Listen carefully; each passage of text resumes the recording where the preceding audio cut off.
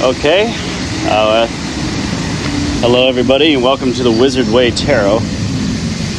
I actually just did a tarot reading.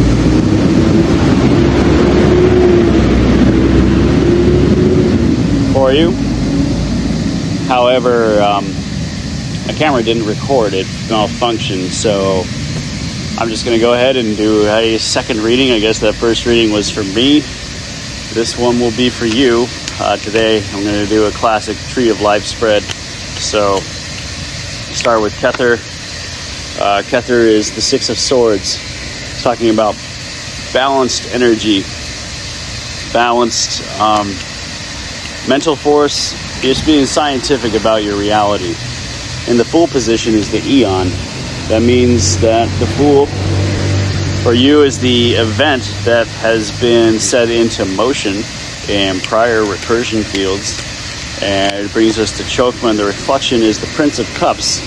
So it shows that how you, Chokma has an interesting position as sort of a magic mirror. So it's showing that how you're being viewed is Prince of Cups. You're being viewed as perhaps being secretive, having plans, etc. Except the exterior world is also viewing that specifically.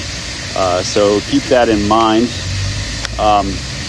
But as you go forward, the Magician is the Chariot, so it's going to be your full momentum forward that will be the assertion that makes the biggest change in your reality, making what's being born the Four of Wands. So it's showing that essentially that perfect balance, Lord of perfected work in the Vina position is what's coming from the event that's transpiring. The High Priestess is the transformation, or the death card, right? I still prefer this Atu 13 as the nameless arcana. But it's talking about the shedding of skins, or a transformation in Crowley's card by a putrefaction. But it's showing that there's something that's dying and leaving your reality, and there's a change being made. And the Empress position is the Fool. The Fool is then your doorway into this new transition. And the Lover's position is the Hermit, showing that you're likely going to be doing this part alone. The Star card is the Sun, which shows that currently for you, things are going to be coming to light. You will be in the light. The shadows are going to be, light will be cast on shadowy areas, and things are going to be illuminated. The Hierophant is the Ace of Cups, which showing that interpretively you are heading towards what you really want, your own holy grail. And Divine Lust being the Chariot means to just lean in and trust where reality is taking you. The Hinge position is the Ace of Wands. It seems everything is going to hinge around your power. I always thought that the Fool with the Ace of Wands, or the Fool with the Ace of Swords paired, is a very interesting combo. So it's showing that the door is your Fool energy, and carrying through with your power is the best way to approach this. It's what everything actually is hinging on in this current position. Leading into the Hinge was the Princess of Wands, so a new venture, a new experience. But what's on the other side of the Hinge is full forward momentum in the Prince of Cups. Conceptually, in Chokma, in Chesed, we have the Nine of Wands. So that's your idea of your reality right now. It's a perfect bullseye, and your law is the Ten of Cups. So it's to maintain and hold what you really want and what you truly desire. You are the Emperor right now, so you should know that you're in a stable position.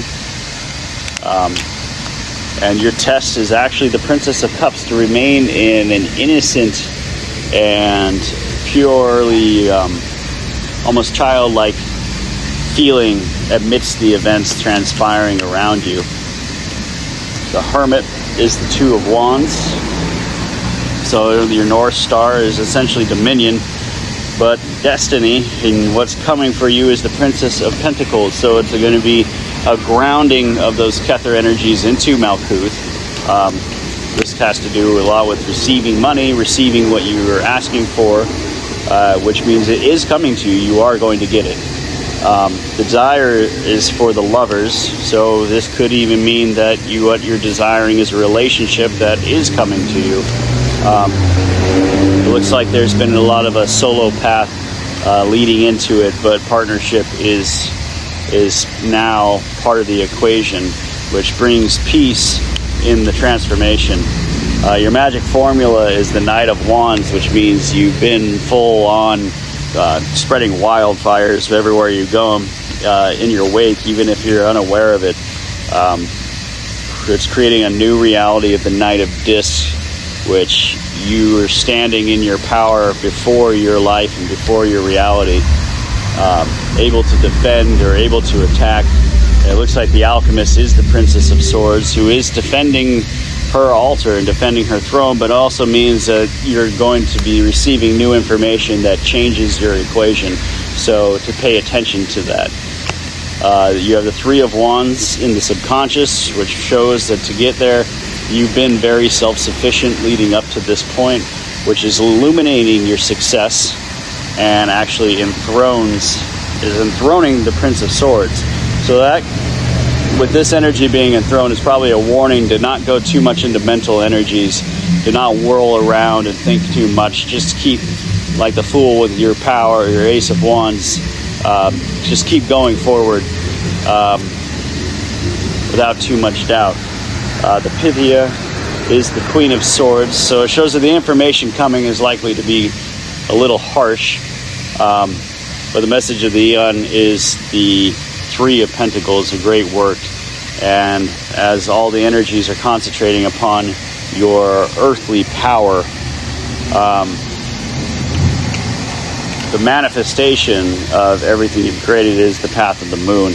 So while it may appear a little dark going forward for the next segment, keep in mind that this is your opportunity to alchemize individual energies more quickly and get where you want to go. So do not be mentally distracted. Be prepared for new information coming in that's going to change things. Don't worry too much about how you're being perceived at this time, but just continue forward in your full power and you'll be fine. This is the Wizard Way Tarot. If you'd actually like more personal readings or something, or even discussions, occult instruction, please follow the link in my bio for that.